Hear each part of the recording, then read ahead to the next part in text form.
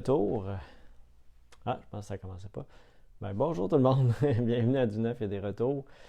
C'est moi qui est de retour. On est le 24 août 2024. Donc, j'ai quelques nouveautés cette semaine. Ça se peut que je passe un petit peu d'autres trucs dépendant du temps que j'ai qu'on a eu dans les dernières semaines, parce que j'ai pas fait de vidéo. Donc, content de vous retrouver ce matin. Et voilà, on continue ça. Peut-être en parler tout de suite d'abord. Probablement que les lives, peut-être à partir, peut-être pas à partir de la semaine prochaine, mais peut-être de l'autre, je vais peut-être plus les mettre le vendredi, vu que j'ai toujours un employé à partir de septembre, là, deuxième semaine de septembre, qui va travailler là, les samedis et dimanches. Donc, je risque de ne pas travailler les samedis et dimanches. Donc, je risque plus de faire les vidéos le vendredi matin. Fait que ça va être de façon en rediffusion toujours, comme d'habitude. On essaie le plus possible de le mettre sur YouTube aussi. Et sur Facebook, vous pouvez le voir dans le fil d'actualité. Donc, dans les nouveautés qu'on a cette semaine, on va commencer par ceux-là. Je passerai peut-être rapidement à d'autres. On a reçu la fameuse édition Foundation of Metropolis, qui est la version, je dirais pas cheap, c'est pas le bon mot, mais version en carton de Foundation of Rome, tout simplement. Donc, c'est une version dans laquelle c'est le jeu de base. Là, vous n'avez pas d'extension, pas de module dans cette version-là, qui consiste principalement à construire une ville, des bâtiments. Vous allez avoir vos plateaux qui sont double couche, qui permettent d'encaver les petites tuiles, de bien ranger ça, un peu comme Foundation of Rome.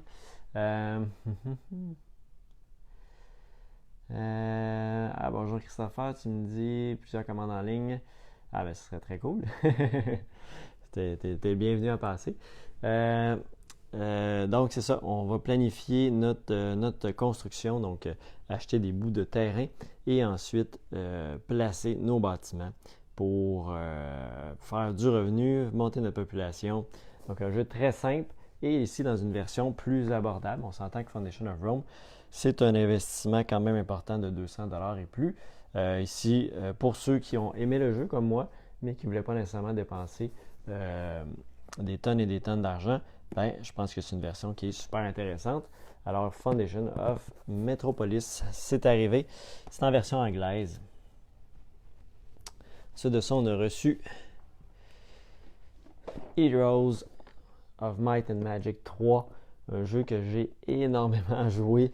C'est un jeu vidéo à la base. Ici, c'est la version board game que j'ai déjà essayé d'ailleurs, avec la grosse version de luxe. Et ici, donc c'est la version retail, donc version de base, qui est pour 1 à 3 personnes, 120 minutes par partie. On a quand même pas mal de stock à l'intérieur. Vous allez avoir 3 châteaux, soit donjon, nécropolis et castle. J'imagine qu'éventuellement, ils vont sortir aussi des extensions, les extensions qui existent là, pour ajouter des factions et ajouter des scénarios aussi. Là-dedans, vous avez pas nécessairement le plateau, vous avez le plateau de combat standard, normalement. Un combat board. Vous avez pas par contre le grand plateau de combat pour faire des grands combats épiques, mais c'est pas nécessairement nécessaire quand on veut jouer les scénarios, parce que les combats épiques, ça peut être assez long. Vous allez avoir aussi, comme je disais, 3 héros. Vous allez avoir un scénario de mission, donc pour jouer en solo ou en coopératif ou contre. Vous allez avoir un AI là, dans le fond pour jouer en solo. Il y a des scénarios des fois, parce que moi, celui que j'avais fait, c'est en coopératif, donc il n'y avait pas nécessairement les AI. Ben oui, les AI étaient là pour quand on allait battre, fallait battre certains châteaux. J'avais trouvé que le feeling du jeu était très similaire. Il était quand même assez long, là, on dit 120 minutes, mais ça peut dépasser ça, je pense, là, pour les premières parties. Donc voilà pour Heroes of Might and Magic 3 qui est arrivé. Il nous reste une copie de Rock Hard 1977, qui est un jeu dans lequel vous allez incarner un chanteur qui veut devenir un chanteur de rock populaire. Donc, principalement, c'est un jeu de planification pause d'ouvrier dans lequel vous allez faire votre journée. Vous commencez avec une job. Vous avez une job standard qu'il faut que vous fassiez. Si vous voulez récolter de l'argent pour réussir à faire d'autres choses, aller faire des spectacles en soirée, certains prérequis dépendant de votre fame. Vous allez avoir vos plateaux, vous allez accumuler justement vos différents attributs, qui est comme une console de son. Vous allez avoir aussi l'after hour. Là, vous allez faire aussi d'autres choses pour cumuler des différents éléments pour réussir à grimper et devenir un chanteur rockstar. Donc, c'est Rock Hard 1977 et c'est en version anglaise de Devir. On a aussi reçu l'extension Aube pour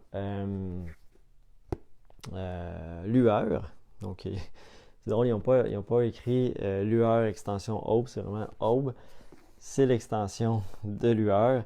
Ça peut être mélangeant, mais bon, ils l'ont fait comme ça. Même si vous cherchez sur BGG, c'est vraiment Dawn ou Aube. C'est pas relié, c'est pas écrit Lueur, 2 petits points Aube.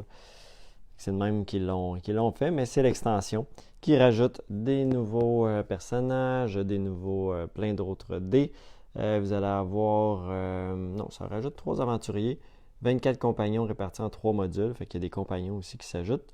Et le matériel nécessaire pour jouer de 1 à 6 personnes, ça, ils ont acheté des dés pour pouvoir jouer jusqu'à 6 personnes. Voilà pour Aube qui est arrivé. Ensuite de ça, on a aussi reçu Harvest, j'en ai plus par contre en stock. Donc, puis c'est déjà en rupture aussi chez le fournisseur. On a aussi reçu en retour en stock Nova Luna. Donc, Nova Luna qui est un jeu de pose de tuiles dans lequel vous allez faire vos contrats. C'est un jeu qui était nominé au Spiel en 2020.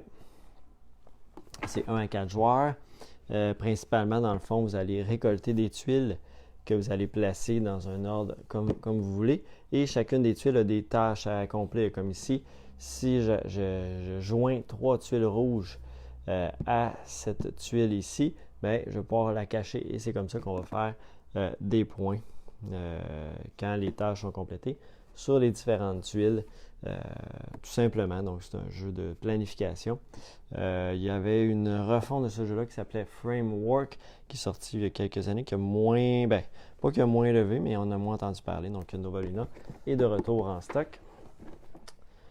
Et pour ceux qui aiment les jeux de pose de tuiles un petit peu casse-tête.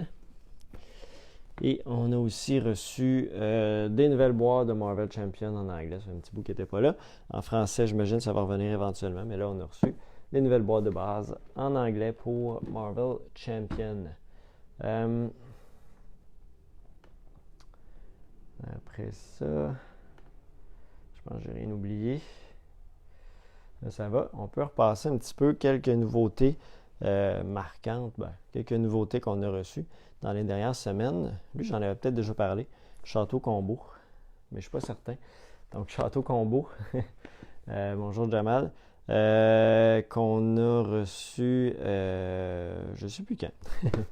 Donc, Château Combo, un petit jeu de cartes dans lequel vous allez recruter des personnages et vous allez activer les effets de vos personnages et construire une grille de 9 cartes qui va donner des points en fonction de qu'est-ce que vous allez mettre dans votre grille. Donc, Château Combo, petit jeu de combo. On a le nouveau That's Not a Hat. Donc, tout simplement une nouvelle version avec des nouvelles cartes. Je ne sais pas s'il y a 30 cartes spéciales pour encore plus d'interactions. Fait qu'il y a d'autres variants ici dans That's Not a Hat 2. On a reçu aussi le nouveau RFI. Donc, RFI World of Monster. Donc, le 4e de la série RFI. Qui a toutes sortes de créatures, encore une fois. Donc, on a du Cthulhu. Un Multiface Cthulhu Challenge. Donc, des monstres épiques, encore une fois, pour RFI. Ça dit c'est compatible avec Greek Monster. Donc, Donc, si jamais vous avez l'autre, vous pouvez les mélanger ensemble. On a reçu ici des petites boîtes aussi de chez Helvétique avec Alpina, qui est un petit jeu d'exploration de parc alpin suisse, à la recherche de belles photos animalières, donc une espèce de combo de points en fonction de ce qu'on a réussi à aller chercher dans les images. On a aussi un petit jeu coopératif solo, plus solo, hein. Ça dit solo en famille. Donc, c'est un jeu de météo. On va jouer des cartes météo pour réussir à relever les différents défis selon ce qui nous est demandé. Donc, un petit jeu de puzzle, on peut dire ça comme ça. On a Clink aussi, qui est un jeu de cartes forte interaction entre les joueurs. Vous décidez, regardez une de vos deux cartes, puis vous décidez si vous souhaitez les garder ou les passer à un autre joueur. Puis, c'est ça un peu le concept.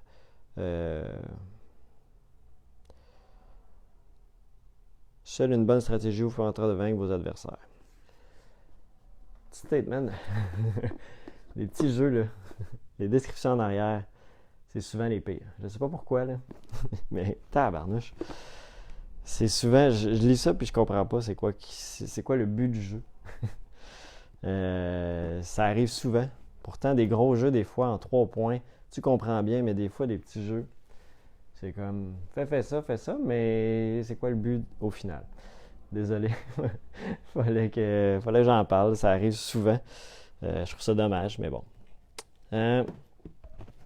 On a aussi reçu Pirates de Maracaibo pour les amateurs de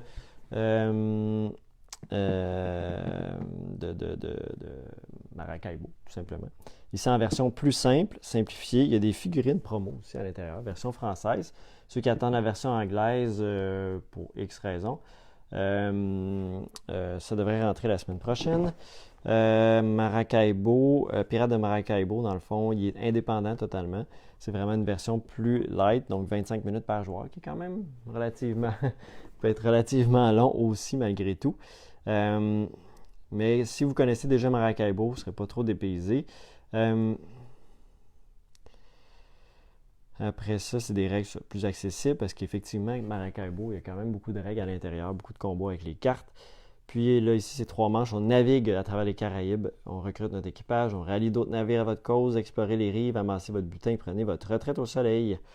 Donc, assez différent quand même. Ça semble assez différent. Là. Il y a un mode solo aussi inclus. Là. Ça fait un petit bout que je l'ai regardé. Fait que je ne peux pas rentrer trop dans les détails. Mais c'est Pirates de Maracaibo qui était quand même assez attendu malgré tout. J'ai-tu le temps pour un petit 2 derniers? Qu'est-ce qu'on a reçu d'autre? On a aussi reçu jeu coopératif dans l'univers d'Orléans avec la cathédrale d'Orléans. Donc, jeu coopératif pour toute la famille dans le monde de Orléans. Je pense que du backbuilding aussi, oui, c'est dans le même principe. Piocher dans les sacs des différentes tuiles partisans qui vous aideront à rassembler et à livrer divers articles. Les chevaliers vous guideront à travers les routes alors que les pêcheurs vous feront traverser les rivières. Quant aux moines, ils peuvent être utiles n'importe où. C'est un peu le même principe de jetons. Assurez-vous de mémoriser vos tuiles qui sont présentes dans chaque sac et coopérer. Meilleur moment pour entreprendre chaque action. Puis là, le but, c'est de construire la cathédrale. Donc, on va faire toutes sortes de choses, activer toutes sortes d'actions coopérativement avec nos différents jetons. Donc, il y a un board coopératif avec une petite map aussi, se déplacer. Fait plus familial, 2 à 4 joueurs, donc pour la cathédrale. Il y a quand même une mode de faire des jeux connus de façon plus accessible. Voilà. Qu'est-ce que j'ai d'autre? Oiseau du paradis, je ne sais plus si j'en avais parlé. Peut-être. Ça va être mon dernier. Il y en a d'autres qui sont sortis. Oiseau du paradis. Oiseaux de paradis plutôt, qui est un jeu en fait de collection d'ensemble principalement, où les cartes qu'on va aller chercher vont être placées dans un certain ordre qui va nous donner des points.